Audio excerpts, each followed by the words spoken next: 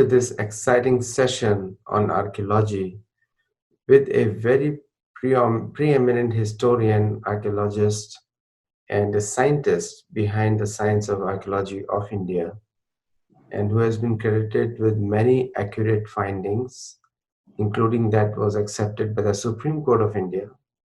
So I'm very honored to have him with us on our Sathology platform for the American audience.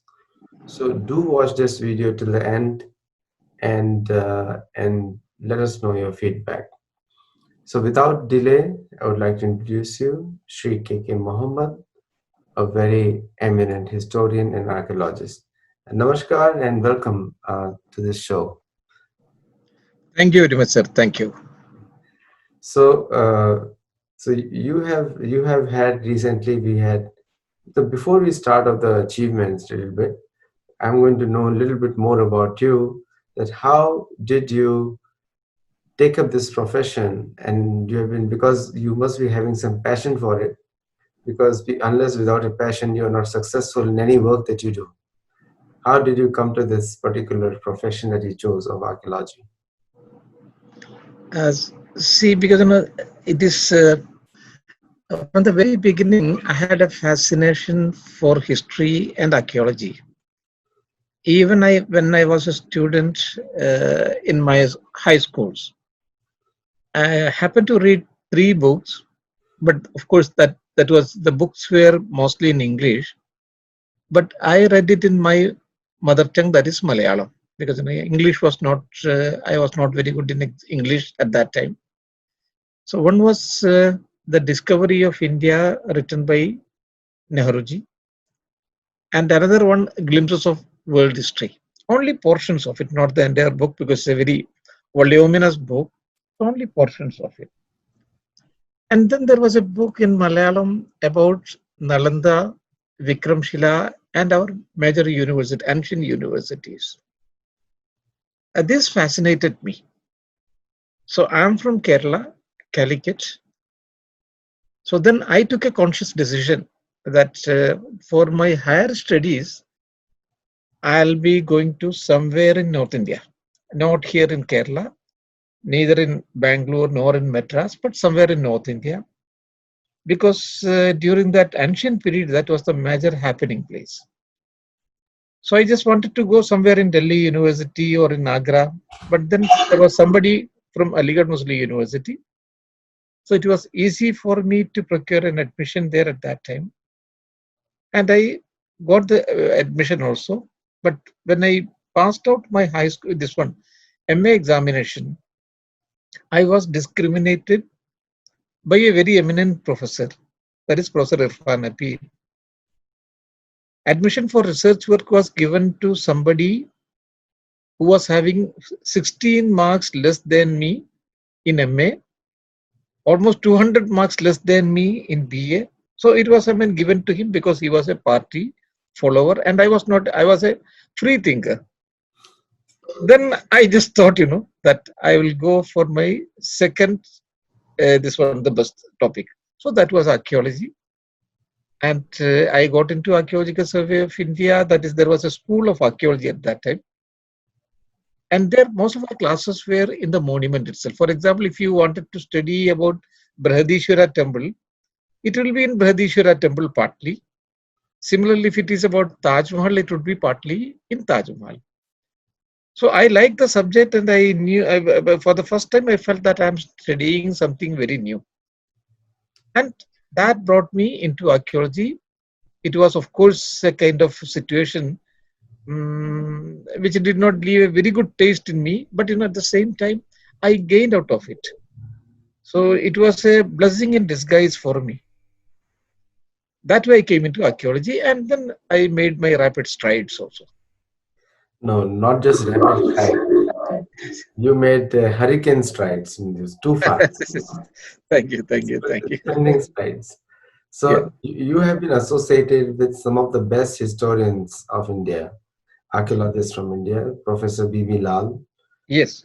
and other people also which we may not know. So what do you have to say on that, please? If you can. No, because so rightly. This is, as I said, that archaeology is a topic. I mean, it is a because we often consider as a mysterious subject.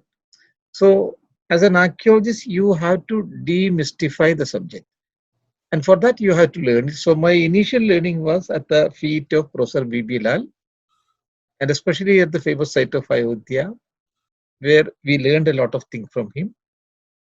And then there were very great eminent teachers and field archaeologists like Soundarajan. Dr. Soundarajan was a man of encyclopedic learning.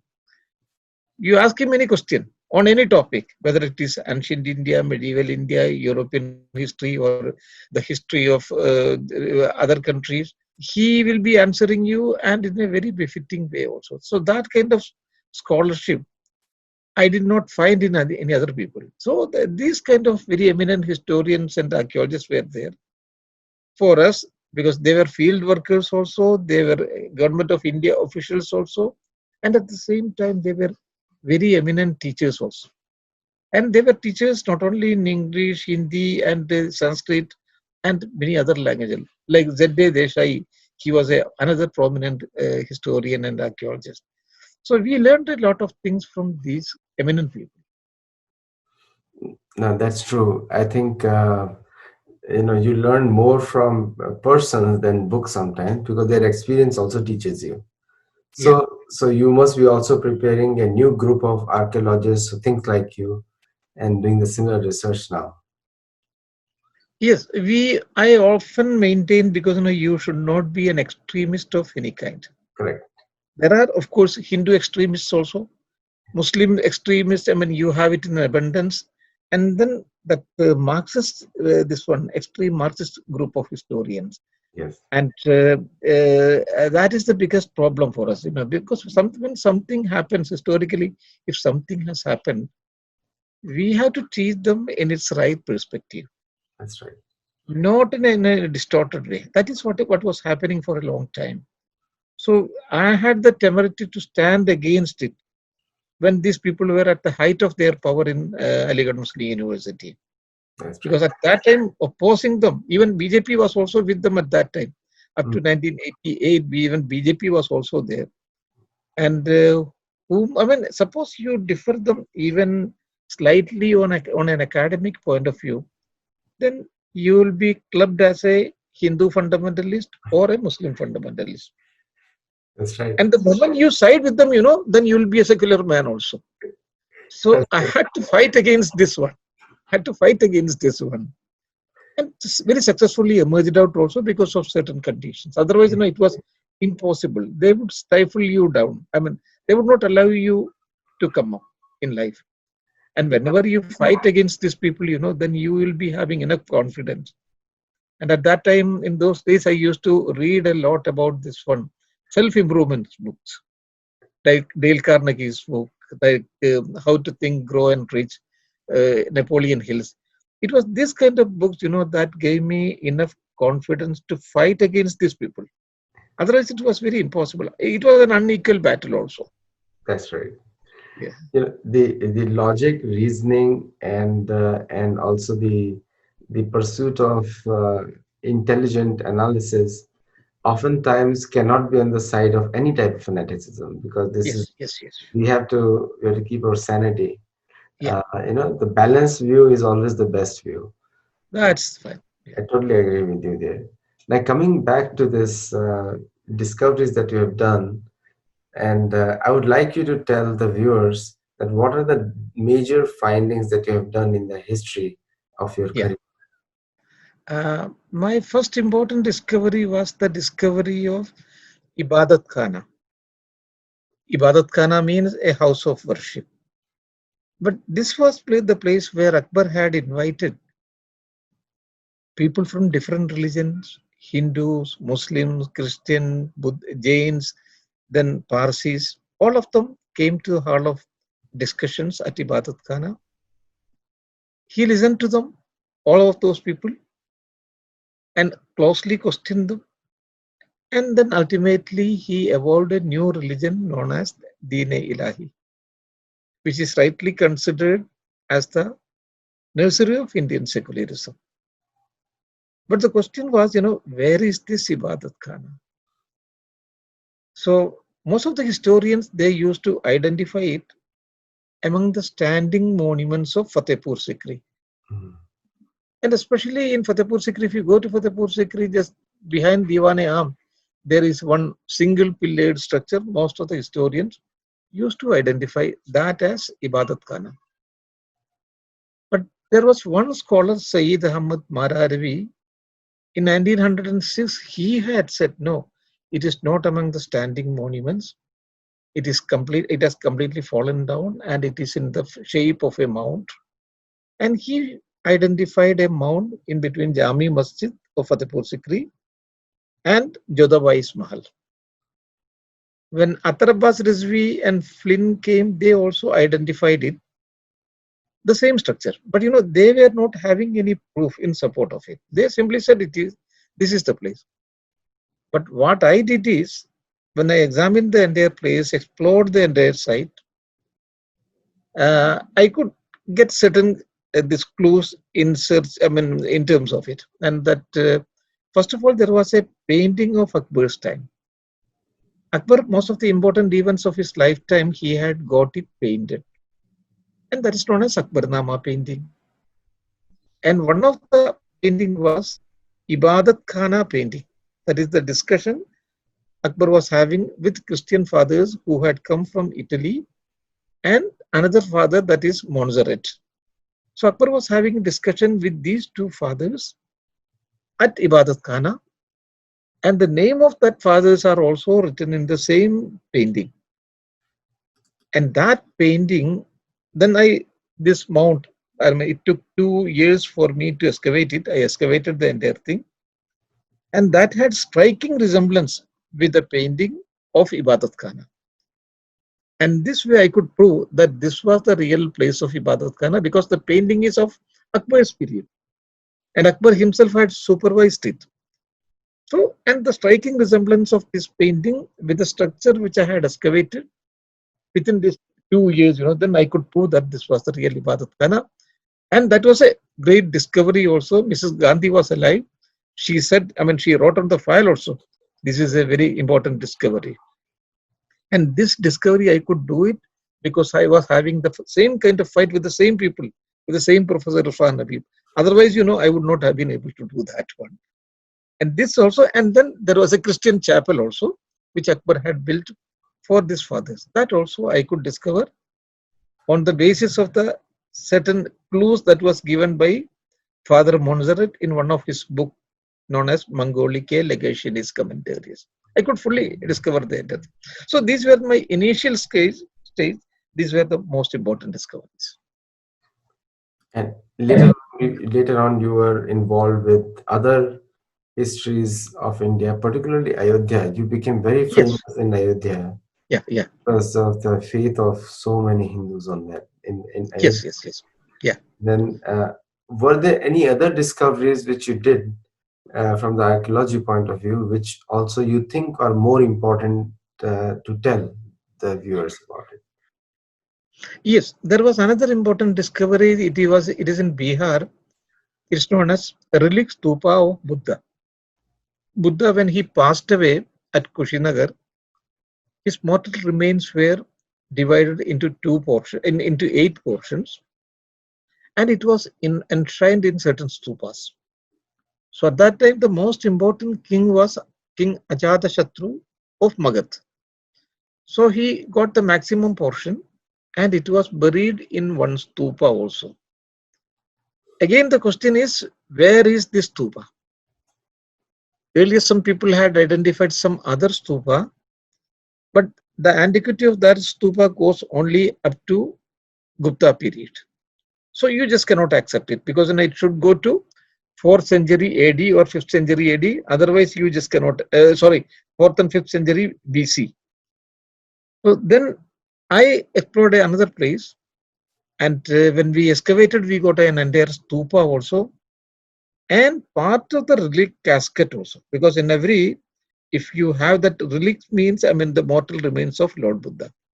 So that will be enshrined in a small kalash. So that will be a small pot, and then that will be again deposited in another stone reliquary.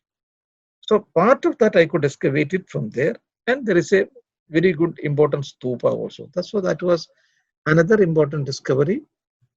And then the Kesariya stupa, that is another important excavated stupa. Of course, it was known that about that stupa it was known, but I could excavate the whole thing fully. This is one of the biggest ever excavated stupas in the country. So that is known as Kesariya stupa. So similarly, I could make and some important discoveries also and some important excavations also. Even though people may not say it, but your work is mostly all like Indiana Jones movies. So you get into the things and you go discover and you take it out all the information. The Now you bring to me a very important point. So based on the Puranic history, up till Nanda Maharaj, like from the time of Krishna's passing away, Krishna's leaving the planet, and to Nanda Maharaj, Bhagavad Puran says 1150 years have passed. So in Ajatashatru, when you say Ajatashatru, what was the year in which he did that? Did he come after Chandragupta Maurya or before Chandragupta Maurya or at the same time? No, he was before Chandragupta Maurya. Chandragupta Maurya comes in 305 BC. And of course, he was, earlier also there, but it is, his reign starts from 305 BC. And this man was, 4,450 BC onwards. So his period comes before that one. Ajatashatru and also King Bimbisara, because King Bimbisara, he is the first man, and then Ajatashatru was the son of that man. And then his own son Udayan, he shifted the capital. Earlier the capital was Rajgir, and then Udayan, he shifted the capital from Rajgir into Patliputra, that is the present Patna city. Okay. So Rajgir's name in Mahabharata is given as Girivraja. And Girivraja name given in Mahabharata, which is called Rajgir. Yeah. And so now coming back to, and we'll have a series of talks like this because you have done so much work and there's so much to tell. We cannot do in one interview. So when it comes to the description of age for any scientific artifact, the overall scientific journals have declared that carbon dating has its own limitations.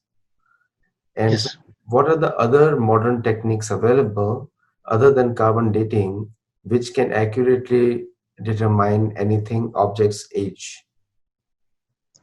Almost all datings, it has got its own problems. But still, earlier we were depending upon C14 dating. That was all right because you had no other way of dating it. And then slightly improved dating, that is TL dating.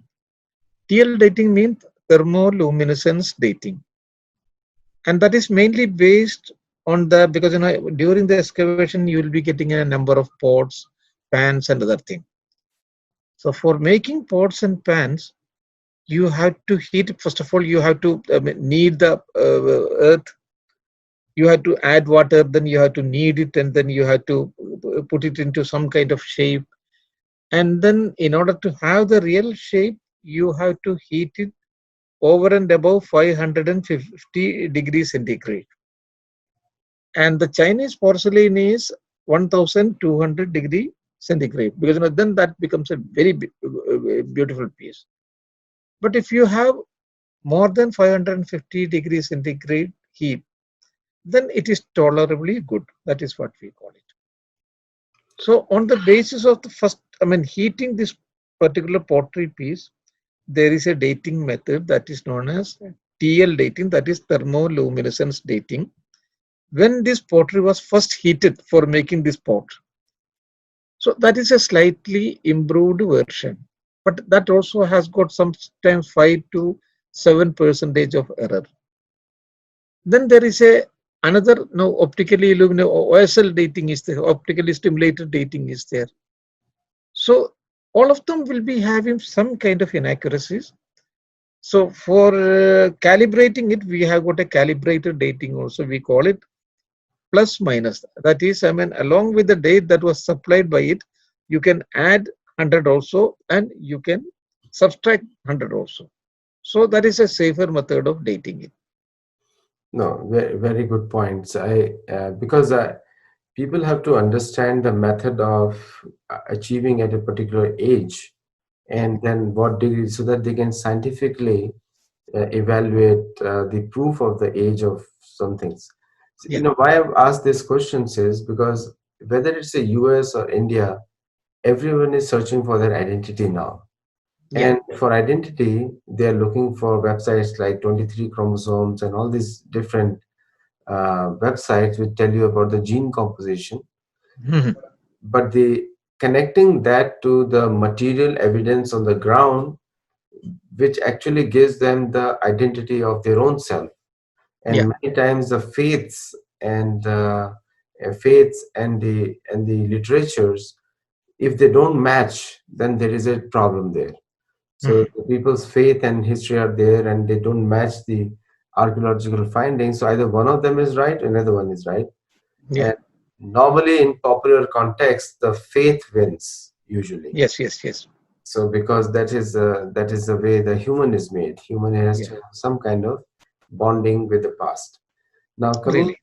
coming to this work that you have done on the Buddha, the I think based on what you described on Ajat Shatru, and I'm mostly a student of the history, ancient history, and I'm I trying see. to Mhm. write it correctly. So, this point of Ajat Shatru completely matches with the version from the Bhagavad Puran. Yes, yes, yes. His name is there, Bimbisar's name is there, Yeah. but the timeline is different. So it is said 1,100 years, so which is comes to around, if you calculate 5,122 years have passed since Krishna's disappearance, and if you add that, if you add remove that, somewhere it comes to 3,800 years before today, somewhere near. 3,000 years before Krishna.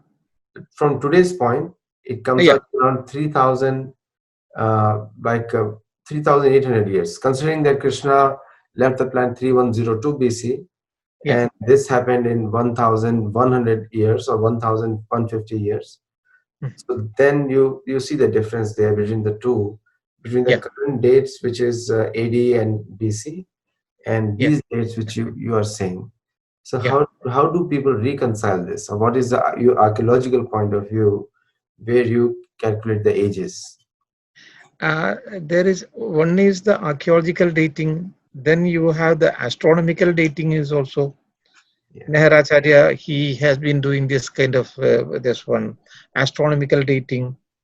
Then you have the traditional dating method is also there.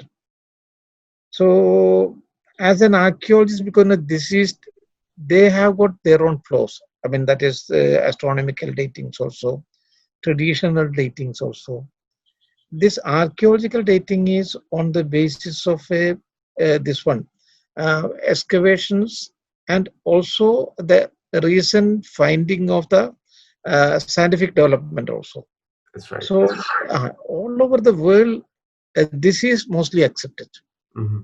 Nor the astronomical dating is not accepted all over the world, because when you have your own history, you have to compare your history with Mesopotamian civilization also, with Persian civilization also, with Greek civilization also, with Chinese civilization also, with Egyptian civilization also. That's right. So if that matches well, then you can have it. We Ah, just cannot have a dating, I mean, which goes out of that one. Because there, I mean, what has happened is, for example, in Egyptian civilization, the plus point is most of their things have been written in three languages. mm, One is hieroglyphic, and then Greek, and then Demotic. mm, So because of that, they have been able to know, I mean, read what was written there. And similarly, in Mesopotamian civilization, also it is in three languages. So they also have an advantage, which we don't have, because we don't have a trilingual inscription so far. If we had a trilingual inscription, then we would have been able to know much about our Harappa and Mohenjo-daro, which otherwise compete with those people also. That's right. So yes, we because in town planning they are neither Mesopotamian civilization nor Egyptian civilization is nowhere near us, nowhere near Harappa and Mohenjo-daro. But That's as far as certain other aspects, I mean, they are ahead of us, so that we should accept it. But whenever we come to a dating, we'll have to have a dating which is, I mean, acceptable to all of them. no. Because uh, earlier we knew that our history goes back only up to 500 BC, up to as per the Bhagavad Purana, up to this one Bimbisara and this one Ajatashatru, and then Mahapadmananda and other things. But then it was on the basis of the excavations conducted at Harappa and Mohenjo-daro, because it is separated by almost 400 miles. And in these two places, we could get the same kind of seals, the same kind of bricks, the same kind of town planning. And then that created a great furor at that time. And then Marshall, he wrote an article in Illustrated London at that time, saying that I have got this thing, these two seals from such a widely separated places. Can you just throw some light upon it? So at that time, there was an archaeologist who was working at a Mesopotamian site. So he said it looks like that of there's a Mesopotamian seal, and we have also got so many seals like this one. And the next edition of that Illustrated London, Dr. Mackay said, no, a similar seal has been excavated from 2000 BC, 2300 BC, layer of Kish. Kish is a Mesopotamian site. So that way he could push back. That was a eureka moment in Indian history. Otherwise, we were just thinking that our history goes back only up to 4th and 5th century BC.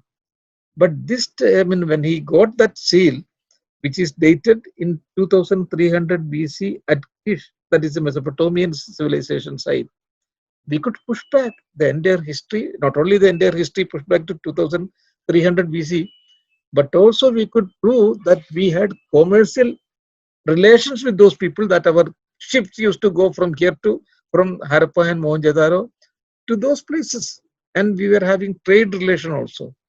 So this was a big, eureka moment in the Indian history, and that happened in 1927. Amazing. This is how now all of us are understanding the whole process, how the dating is done on a global basis. Yeah. It's not just we whimsically dig it out and carbon dating. It has to match the transactions over the globe as compared to other historians. Yeah. You have so much wealth, and in fact my mind has so many questions, but this video interview will not be sufficient for that. So my for the benefit of students, just for on this in this session, can you tell how special was the finding of Mohenjo-daro, and how did it connect with the ancient civilization of India? So what was the special thing over there in Mohenjo-daro and Harappan civilization areas? The biggest thing of Harappa and Mohenjo-daro, we had that very perfect town planning. There are straight roads. In ancient world, neither in Egypt, nor in Greece, nor in the Mesopotamia, this kind of straight road concept was not there. And then there were drains also from each house. Even now, if you go to different parts of India, we don't have that kind of well laid out roads also, well laid out drains also. So each house was connected with a drain, and all of them was having its own attached bathrooms also. That was the most important part of it. Just think of it, 2500 BC, we had that kind of developed civilizations. Then we had granaries for keeping this one corn inside them, and we had huge granaries also, both in Harappa and Mohenjo-daro. In Lothal, we had a very fine dockyard also. In Kalibanga, we have been able to excavate a number of low field. Professor B.B. Lal, the credit goes to him. Very with a meticulous excavation, he could have that kind of furrow, the field furrows also. So similarly, it was a very highly advanced civilization. The only thing is we are not able to know it. I mean, what was written there, and for that we have to have a trilingual inscription from somewhere, and out of that, one inscription should be a known language. Because for all other things, it was a one Greek was there, the known language, because that is still a living language. With the help of that, they could discover both hieroglyphics also and also cuneiform writing of Mesopotamia also. If something of that doesn't happen, then it would be very difficult for us to discover the entire history of our Harappa and Mohenjo-daro civilizations. Yeah, I think. Do you think that when the British were laying the railroads, I think that's where the British officer Cunningham Yes, yes, yes. Yeah. came across that place. And do you think that many of the historical facts were destroyed? And, Yes, of course. Yes, of course. That actually it was in 1922 to 1924. Charles Manson, he was a military officer earlier.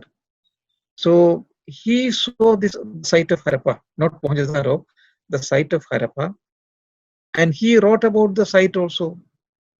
And he published a book also that was in 1847, and that portion was seen by Alexander Cunningham. Alexander Cunningham visited the site, that is Harappa, and he was not able to make out anything what was the antiquity of it, because nobody knew at that time. This would be the antiquity of the place. It was in 1843 he visited the place. But by the next time when he visited, that was in 1872, somewhere around it.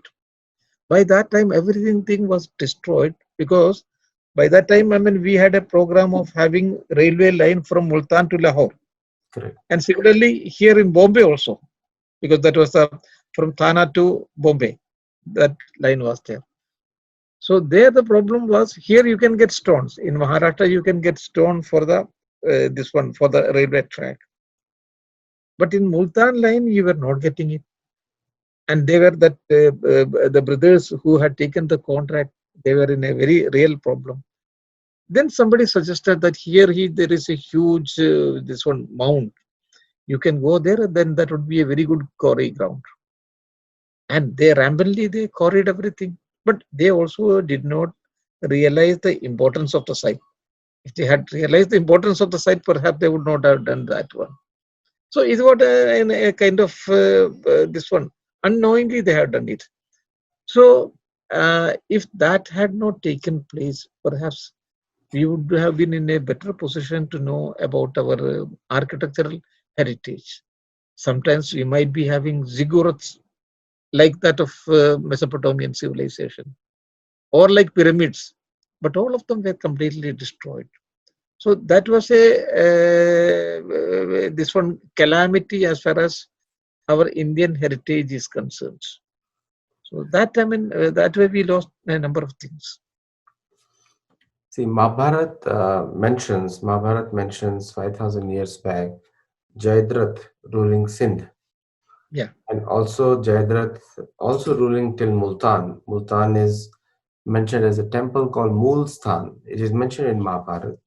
It's a yeah, place on the western side which Nakul visited from mm, Mahabharat. yeah, yeah, And those accounts are very much there.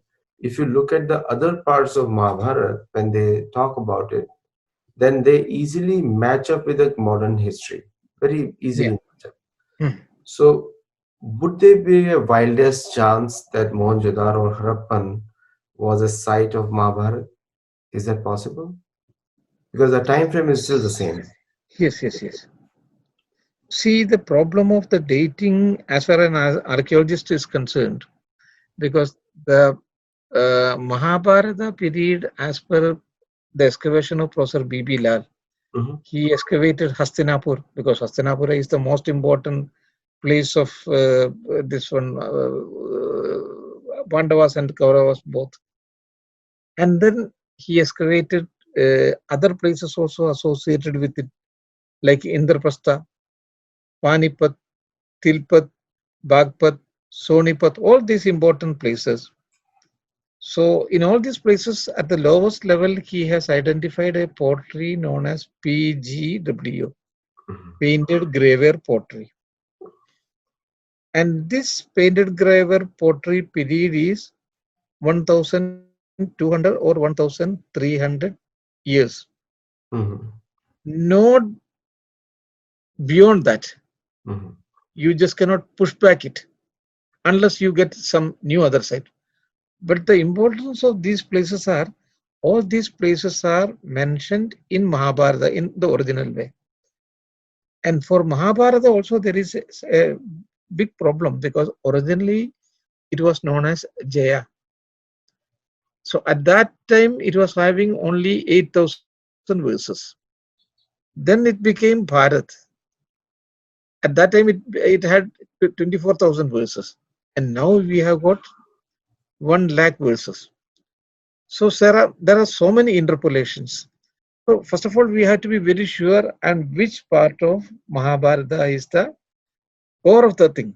So one has to work on that one, and then have the discussions and analysis only on the basis of the basic research work. I mean, that's 8,000 verses because that is the move in the original one. So I mean, these are the problem which archaeologists are facing now. So there should be a group of people from archaeology and also some very good important Sanskrit scholars. They should work together without getting into, I mean, mythological parts. Mythology, because sometimes we'll be having Pushpaka Vimana, sometimes we'll be having this surgery and other thing. But as an archaeologist, you just cannot, I mean, contribute to all these kinds of faith and beliefs. So it should be fully archaeological thing and then philological things also. So there a Sanskrit scholar can help, and here a group of archaeologists can help. So it should go in such a way in tandem. Then only things will be can be improved. No, you're right. Absolutely, you're right. Because the scientific, that's what we at Sathology we focus on the science of truth. And there are many ways to come at the truth. Like one Yes. example I can tell you is about the Girivraja. The Girivraja is mentioned by Krishna to Yudhishthira, Yes. Hmm. and he says a stone boulder was pushed Yeah. by him, which Hmm. went into the middle of the town. Yeah. And I visited Girivraja last year. Hmm. I actually saw a huge stone in the middle of the town, Hmm. and later on it became a Buddha site. And but everyone agrees that this was the site of Girivraja, Jarasan's city, in Hmm. which Yes. Yes. Jarasan's son ruled it, Sahadeva, and Hmm. subsequently the Magad kings also came from there. Yes. Yes. Yes. And so it became known as Rajgiri because most of the kings came from there. Yes. So, Yes. Yes. so it was a pleasure to speak with you today, and Thank you. Thank you. and I would Thank you. love to have a next session planned with you where we can Sure. go continuation of what we spoke today. Yeah. Yeah. Yeah. And Yeah. my Yeah. viewers And are just Giribraja is very well, as you said, because I also worked in the same area. There is a place of that Jarasanta's Akhada is also there, correct. where both Bhim and Jarasantha fought with. And that soil itself is very special and it is very different. Correct. And there are many sites like that one in the whole Giribraja. And that is what I said that I mean both the Sanskrit scholars and the archaeologists should work together, and then they would be able to do a lot of things. So thank Actually, you very much. Yeah. thank you. No, I would love to, just right before you, we had another session, but this was very informative.